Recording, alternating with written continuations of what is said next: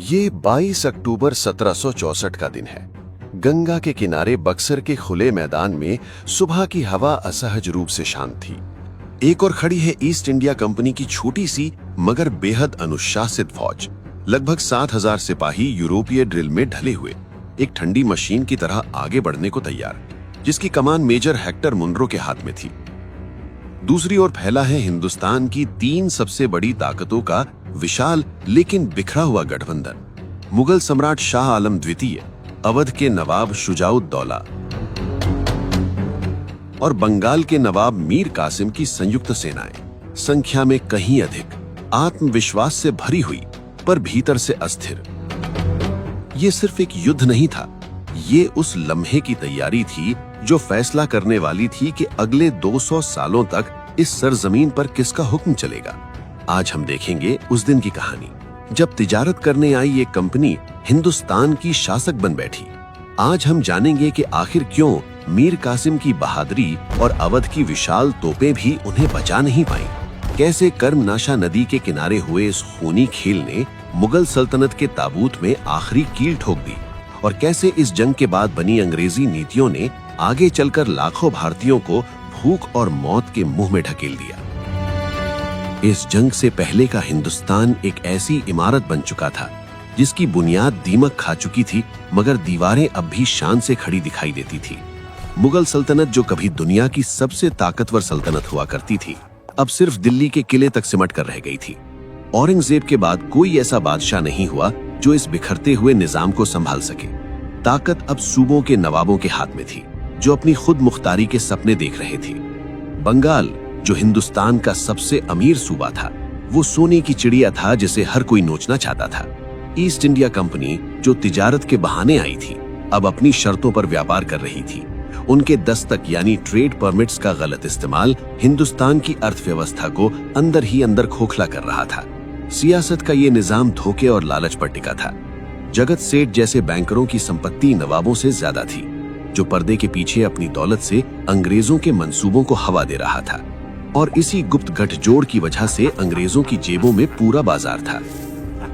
सन 1757 की लड़ाई ने पहले ही ये साबित कर दिया था कि हिंदुस्तान के हुक्मरान बिकने के लिए तैयार हैं। मीर कासिम ने कोशिश की थी कि वो अंग्रेजों के इस जाल को तोड़ सके, अपनी फौज को यूरोपीय तरीके से ट्रेन करे और माली हालत सुधारे। लेकिन ये निजाम सुधरने के लिए नहीं बल्कि टूटने के लिए बना था। हर तरफ गद्दारी का बाजार गर्म था। एक तरफ अंग्रेज अपनी पकड़ मजबूत कर रहे थे और दूसरी तरफ हिंदुस्तानी ताकतें आपस में लड़ने में लगी थी। मराठे पानीपत के जख्मों के बावजूद अपनी चौथ वसूली और दबदबे के लिए जूझ रहे थे और राजपुताना के राजे अपनी आपसी रंजिशों और अहंकार के किलों में कैद थे। कुल मिलाकर सब एक दूसरे को नीचा दिखाने में मसरूफ थे। ये एक ऐसा सिस्टम था जहां वफादारी सिर्फ तब तक थी जब तक फायदा था। बक्सर की लड़ाई अचानक नहीं हुई, ये उस सिस्टम का नतीजा थी जो अपने ही बोझ के नीचे दबकर अपनी आखिरी सांसें गिन रहा था। इस जंग के मैदान में खड़े किरदारों को समझना जरूरी है, क्योंकि ये लड़ाई तलवारों से ज्यादा इनके दिमाग और इनके अहंकार की लड़ाई थी। सबसे पहले मीर कासिम। वे मजबूर थे मगर कमजोर नहीं। उनके सीने में एक आग थी, अंग्रेजों की मनमानी के खिलाफ और अपनों की गद्दारी के खिलाफ। वे जानते थे कि अगर आज नहीं लड़े तो कल गुलामी तय है, मगर उनका गुस्सा उनकी रणनीति पर हावी हो गया। दूसरे किरदार, अवध के नवाब शुजाउद्दौला, एक भारी भरकम और रौबदार शख्सियत जिन्हें अपनी ताकत पर बेहद नाज था। वे वजीर आजम थे, उनके पास हिंदुस्तान की सबसे बड़ी फौज थी, लेकिन उनके लिए ये जंग सिर्फ एक शिकार खेलने जैसा था। उन्होंने दुश्मन को कमजोर समझने की वो गलती की जो तारीख में बड़े बड़े साम्राज्यों के पतन का सबसे बड़ा कारण बनती है। उनकी नजरों में अंग्रेज सिर्फ व्यापारी थे जो तलवार के आगे टिक नहीं पाएंगे। तीसरे, मुगल बादशाह शाह आलम सानी, एक बेबस बादशाह जिनके पास न तख्त था, न जमीन, न खजाना। वे सिर्फ एक नाम थे, एक मोहरा, जिन्हें शुजा और कासिम अपने फायदे के लिए इस्तेमाल कर रहे थे। वे एक शरणार्थी थे जो अपनी ही सल्तनत में अजनबी बने भटक रहे थे। उनकी फितरत में कड़े फैसले लेने की ताकत नहीं थी। वे हवा के रुख के साथ मुड़ने वाले शख्स थे। और इन सब के सामने खड़ा था मेजर हेक्टर मुनरो, एक सर्द खून वाला स्कॉटिश अफसर। उसके चेहरे पर न खौफ था न गुस्सा। वो जज्बात से नहीं, अनुशासन और हिसाब किताब से चलता था। जंग से ठीक पहले जब उसकी फौज में बगावत हुई तो उसने अपने ही सिपाहियों को तोपों के मुंह पर बांधकर उड़ा दिया। ये उसका पैगाम था, अनुशासन या मौत। मुनरो को कोई गलतफहमी नहीं थी। वो जानता था कि वो संख्या में कम है, लेकिन वो ये भी जानता था कि सामने वाली भीड़ में वो रूह नहीं है जो जंग जीतने के लिए चाहिए होती है। असल फैसला इस मैदान में नहीं, इससे पहले हो चुका था। तीनों हिंदुस्तानी ताकतें एक साथ थीं, मगर एक नहीं थीं। फौजें अलग अलग हुक्म मानती थीं, रणनीति बटी हुई थी और भरोसा अधूरा था। शुजा-उद-दौला आखिरी पल तक समझौते की गुंजाइश देख रहे थे। मीर कासिम को किसी पर यकीन नहीं था।